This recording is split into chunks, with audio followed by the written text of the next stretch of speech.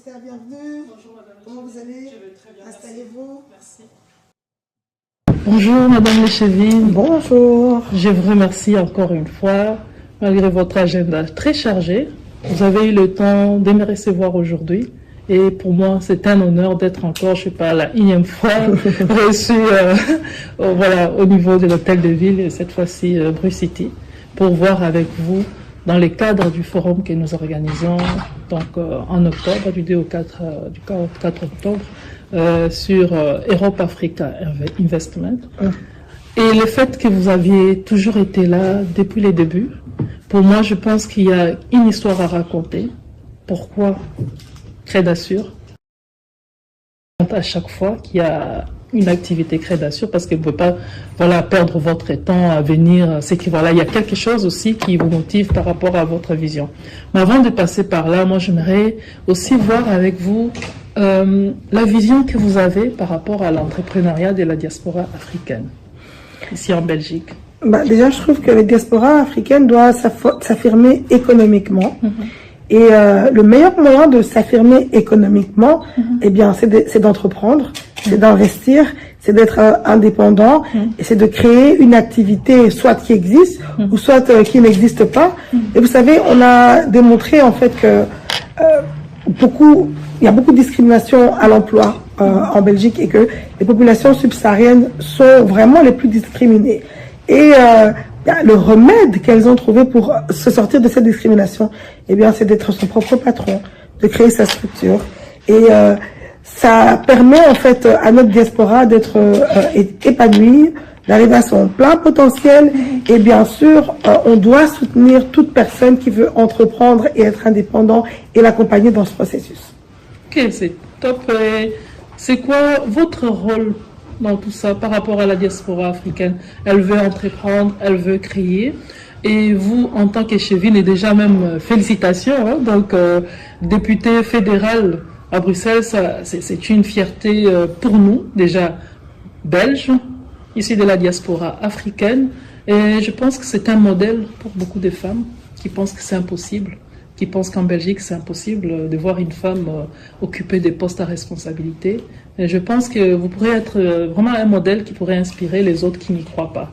Alors, c'est quoi votre rôle en tant qu'Echevine et là maintenant en tant que député fédéral par rapport à l'entrepreneuriat de la diaspora? En tant qu'Echevine à la ville de Bruxelles, on est précurseur pour accompagner les entrepreneurs parce que on a une régie foncière. Notre régie détient plus de 400 cellules commerciales. C'est quoi notre objectif? On estime que pour être entrepreneur à la ville de Bruxelles, vous savez que les loyers sont très chers. Mais nous, avec notre régie, on permet d'appliquer des loyers qui sont moins chers que le marché locatif normal de 15 à 20%. Pourquoi? Parce qu'on estime que pour entreprendre dans la capitale de l'Europe, il ne faut pas nécessairement être fils de avoir une grosse fortune. Et nous, en tant que pouvoir public, en tout cas, notre volonté, c'est d'accompagner tout Bruxellois qui veut se lancer dans un projet entrepreneurial, qui veut avoir un commerce, qui veut avoir un restaurant, qui veut avoir une petite alimentation. Et c'est pour ça qu'on a ces 400 cellules commerciales à la disposition des Bruxellois. Alors, ma particularité en tant qu'Echevine, c'est que on a voulu faire des occupations temporaires pour aider les personnes qui veulent se lancer. Quand tu viens avec ton projet, tu n'es pas sûr qu'il va marcher. Comment la ville peut t'accompagner? Eh bien, c'est en te permettant d'avoir un pop-up pendant 1 mois, 2 mois, 3 mois, qui va te permettre de lancer ton activité. Je vous donne un exemple pour ceux qui y ont été ou qui n'ont pas été. Pour l'instant, par exemple, à la place du jeu de balle, on a Aude Lomponda qui a sa galerie, l'espace Mahon, parce que c'est une artiste peintre et on voulait lui laisser un espace où elle peut produire, vendre ses toiles, se faire connaître, pour qu'elle puisse tester, pour savoir si j'ouvre ma propre galerie, est-ce que ça va marcher ou pas. Et nous, en tant que pouvoir public, eh bien, on donne la main aux entrepreneurs pour les aider de telle façon. On l'a fait avec plusieurs entrepreneurs et à chaque fois, eh bien, c'est marqué par un succès. On a également une structure qui s'appelle l'ASBL Entreprendre à Bruxelles. Cette ASBL accompagne vraiment les entrepreneurs au quotidien. Quelle démarche vous devez faire sur le territoire de la ville de Bruxelles pour avoir un commerce? On a également un centre d'entreprise, le centre d'entreprise d'Ansar. C'est un lieu où vous pouvez également aller tester votre projet commercial. Je travaille aussi également avec une ASBL qui s'appelle The One Community, qui a un espace de coworking, mis à la disposition des entrepreneurs, des associations qui ont envie d'avoir un espace de travail. Donc, il y a plusieurs possibilités pour tout justement accompagner les personnes qui ont envie de se lancer. Et c'est vraiment à ça que on a pu s'exercer pendant ce mandat. Ok, impressionnant. J'ai entendu parler, voilà, Madame Aude Lopona m'avait invité, je crois, la semaine passée. Elle avait une exposition. Elle m'avait dit qu'on lui a donné une possibilité d'exposer. Je trouve ça quand même impressionnant et vraiment merci au nom de la diaspora de penser à soutenir toutes ces initiatives parce que c'est pas tout le monde qui a les moyens pour s'élancer et surtout ici à Bruxelles, on sait que les loyers ça coûte énormément cher et le fait d'offrir à ces différents entrepreneurs un espace, je pense que c'est quelque chose qui pourrait aider à s'élancer et en tout cas chapeau. Donc merci pour tout ce que vous faites pour soutenir les initiatives de la diaspora africaine. Et à part ça, comment vous pensez que voilà tous ces entrepreneurs de la diaspora africaine qui entreprennent ici peuvent contribuer au développement de leur pays d'origine? Déjà, en termes de chiffres, vous devez savoir que à Bruxelles, plus de la moitié des entrepreneurs, ce sont des personnes d'origine étrangère, pas des Belges de souche. Ça veut dire que vraiment, c'est un vivier entrepreneurial Bruxelles. Et c'est assez intéressant parce qu'en fait, ces entrepreneurs peuvent acquérir des techniques, de la technicité ici, de l'expérience ici en Belgique, tout justement pour le rapporter dans leur pays d'origine.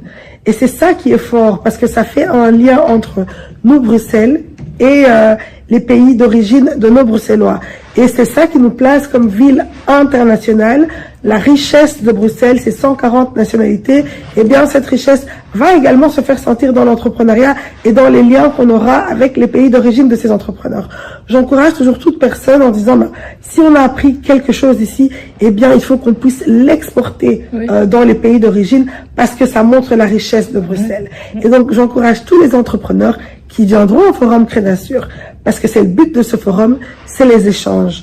Et les échanges nous rendent riches, parce que tu viens avec tes capacités et ton expérience, et l'autre également vient avec son expérience, et c'est ça qui fait l'humain, et c'est ça qui fait la force d'un être humain, c'est pouvoir s'adapter et échanger. Merci Madame Léchevine par rapport à tout ce que vous faites. Et concernant Crédasur, depuis le début, je vous vois toujours présente et la première édition était un succès et vous nous avez offert une grande salle que voilà, Crédasur n'aurait pas pu se permettre de payer pour la première soirée des galas, la Madeleine, une salle mythique. Et je pense que c'est pas un hasard que vous avez fait confiance en Crédasur. Qu'est-ce qui vous a vraiment motivé à soutenir cette initiative? Et là, encore une fois, pour cette édition du mois d'octobre, vous nous offrez ces beaux cadres pour la journée officielle. C'est pas encore un hasard. Donc, je voudrais savoir pourquoi. D'abord, j'ai vu le travail de fond qui était effectué par Crédasur sans aide du pouvoir public.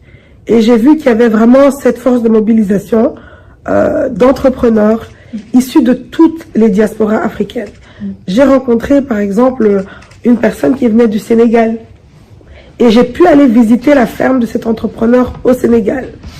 Et j'ai vu que cette personne était là au Forum Crédasur et que c'est tout justement parce qu'il y avait un beau cadre. Pourquoi offrir des beaux cadres? Parce que moi, je me dis que la ville de Bruxelles, on doit travailler tout justement avec les personnes qui sont toujours oubliées. Le patrimoine de la ville de Bruxelles appartient à tout le monde. Le patrimoine de la ville de Bruxelles n'appartient pas exclusivement à une seule communauté. Le patrimoine de la ville de Bruxelles appartient à tous les Bruxellois. Et pour moi, c'était important de travailler avec une structure comme Crédasur qui travaille avec tous les Bruxellois, avec tous les entrepreneurs bruxellois.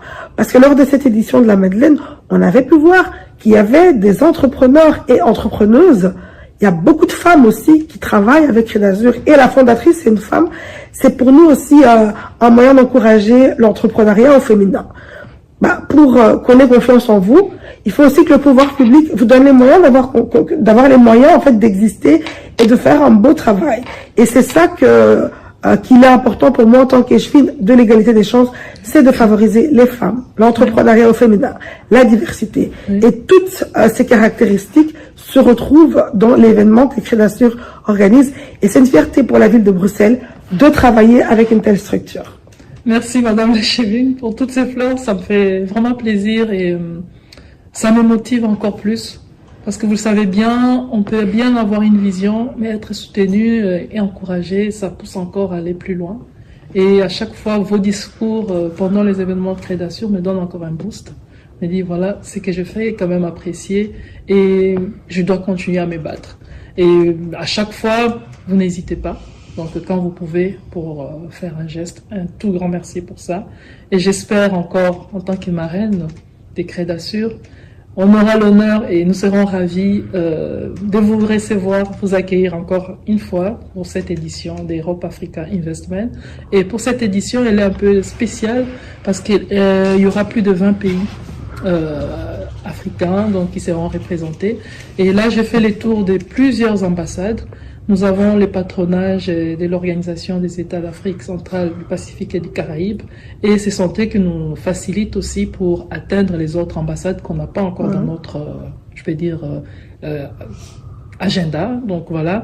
Et nous sommes à chaque fois reçus vraiment avec honneur parce qu'ils apprécient aussi l'initiative. Et pour nous, en vous ayant en tant que marraine et la vision, le fait que vous soutenez la diaspora africaine, toutes les diasporas africaines, et je pense que c'est vraiment un bon mariage entre la marraine qui soutient l'égalité des chances avec les différents pays qui collaborent dans cette édition. C'est une fierté pour nous de vous avoir comme marraine. Je vous remercie pour la confiance et j'espère qu'ensemble, on ne s'arrête pas qu'au forum, on entre vraiment en action pour accompagner cette diaspora. Et la semaine prochaine, on sera reçu à l'Union européenne. Encore une fois, je défendrai, je parlerai de tout ce que vous faites déjà pour la diaspora africaine. Et je pense qu'on ne va pas s'arrêter là. Tout ce que vous faites comme travail, c'est déjà visible, mais ça sera encore plus visible. Il y aura beaucoup d'impact et j'y crois. Et merci pour la confiance. Merci à vous. On se reverra donc le 2 octobre à ce grand forum. Ouais.